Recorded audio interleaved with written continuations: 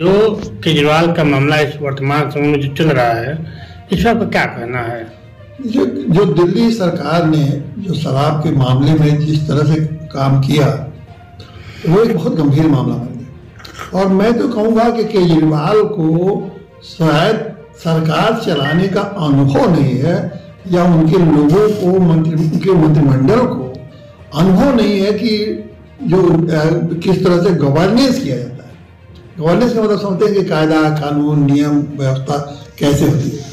अब शराब का एक मामला ऐसा है जो कि उसके लिए कि देश का कानून है, राज्यों के कानून है, तो जो भी कुछ कार्रवाई करेंगे उसमें उस कानूनों का बहुत महत्व है और उस कानून के को बहुत पालन करना पड़ता है, क्योंकि शराब का मामला पूरे देश भर का एक कानून से गवर्न होता है और कानून के अनुरूप अगर नहीं करेंगे तो आप सवाल के घेरे में हैं।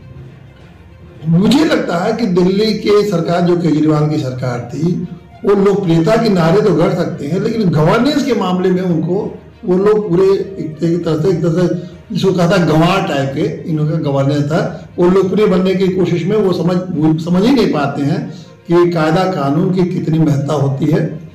तो उसी कायदा कानून का इन लोगों ने जिस तरह से उल्लंघन किया उसमें ये फंसते गए और अब तो बहुत ज़्यादा साठ छा गए हैं।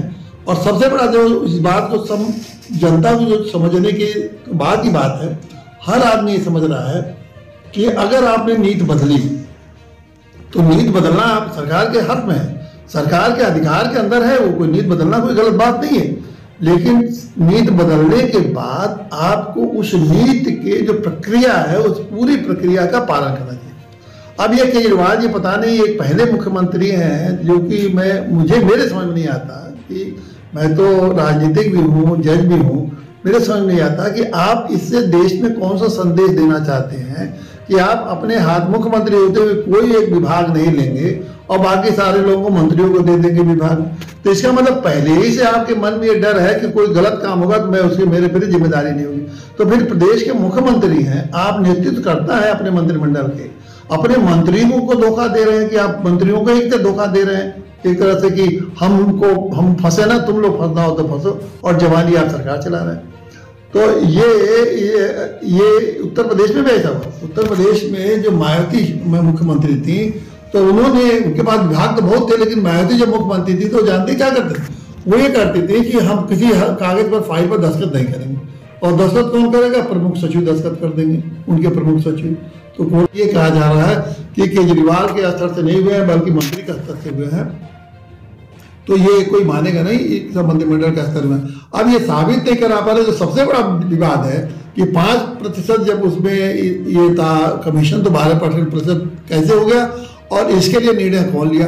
अब शायद हमने 1-2 दिन में अखबारों में देखा कि ये निर्णय जब हुआ तो उस मीटिंग में केजरीवाल जी भी उपस्थित थे।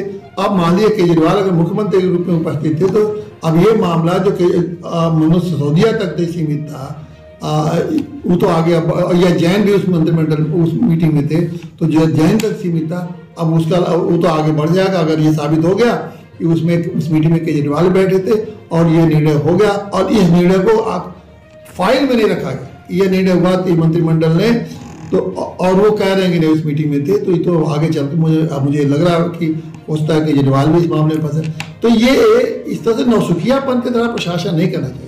आप खूब बढ़ाइए, आप पॉलिसी बदलिए, पॉलिसी बदल के नीतियों का जो पालन करिए। और ये कहना कि एजी कुछ नहीं होते हैं, एजी से क्या मतलब है, एजी कौन होते हैं, एजी के बहाने आप प्रशासन को बहाना बना के आप अपने को कट्टर ईमानदार, कट्टर सच्चाई सब है। हो सकता है आप कट्टर ईमानदार हो, 1 रुपया न खाते हो, एजी के सारे नियम से काम करते हैं, लेकिन सारे नियम तो दिखने में आ रहा है कि सारे नियम का उल्लंघन करते हुए आप काम कर रहे हैं। और मुझे तो सबसे बड़ा यही लगता है कि मुख्यमंत्री होते हुए कैसे कर सकते हैं कि हम विभाग नहीं चलाएंगे और जिम्मेदारी से भाग सकते हैं। तो ये उलझता हुआ मामला दिख रहा है और इसमें मैं समझता हूँ कि ये बहुत मुश्किल होगा इस दिल्ली सरकार को, पूरी की पूरी सरकार को बच पाना इस घोटाले में। और उसी तरह आप देखिए पंजाब में भी हो रहा है। पंजाब में उनको पंजाब सरकार के सामने कितना बड़ा खड़ा कर, जो एक कौन पाल है अपराधी जो कि खालिस्तानी खालिस्तान का बनाने वाला आ गया एक नेता, और उसको भी आपने पुलिस थाने पर हमला किया, उस पर सख्ती कार्रवाई नहीं की। तो ये भी आपको दिखाता है कि अनुभवहीनता। अनुभव से शासन चलाइए, और आप अगर ईमानदार हैं तो ईमानदारी के साथ साथ कानून की जिम्मेदारी और प्रशासन के अनुभव की जिम्मेदारी बहुत जरूरी है। और केजरीवाल की सरकार में मुझे लगता है कि कानून की जानकारी भी लो है, और अनुभवों को किस तरह से शासन चलाया जाता है उसकी भी जानकारी इनको बहुत कम है। केवल लोकप्रियता के आधार पर ये सरकार चलाना चाहते हैं, और दूसरे को शिकायत करके और लोग कह के लिए लोग हमारे साथ दुर्व्यवहार कर रहे हैं, उनको पता ना। बात ये है ना, ये इनके बाद में सबसे बड़ा मुद्दा यही है। बताइए कि आप क्यों तुम अपने विभाग